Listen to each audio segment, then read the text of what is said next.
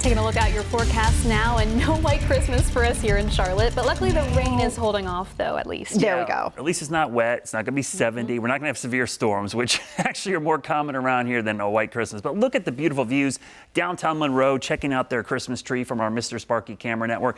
What a glorious scene there. We are going to have a seasonal and dry day tomorrow for Christmas. That means low to mid 50s in the afternoon, morning lows in the low 30s.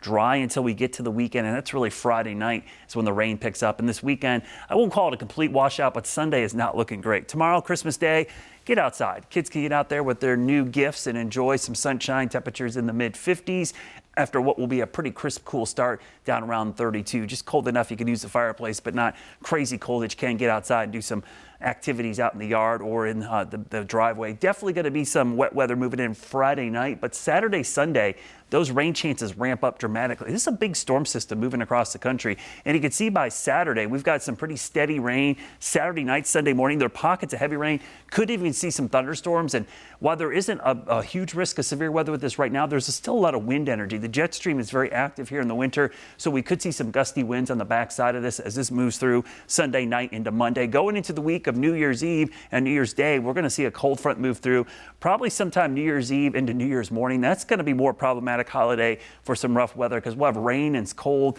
and maybe even some mountain snow on the backside of that as we go into New Year's Day. Rainfall, 7-day forecast here. Most of this falls this weekend. You can see the rain on and off will produce maybe 2 to 3 inches of rain in parts of the western Carolinas.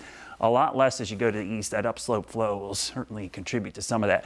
Pretty warm conditions. Remember, we're getting towards the coldest part of the winter as we get into the middle of January, which is right in the middle as the average high drops in the low 50s. So you're going to see highs going back up into the 60s starting Saturday, Sunday, Monday, Tuesday. So getting well above average for this time of year. Now, this storm system will drop the pressure pretty quickly this weekend. So that little drop in pressure, you might notice it if you are susceptible to aches and pains. You got joint injuries or joint pain or sometimes arthritis that can trigger that when you get rapid drops in pressure. This is often the case in the wintertime. We get big low pressure systems. This one isn't off the charts, but certainly could impact you this weekend. Now, let's look long term because we're getting into January now, get past New Year's Eve, likely below average temperatures as we go into January.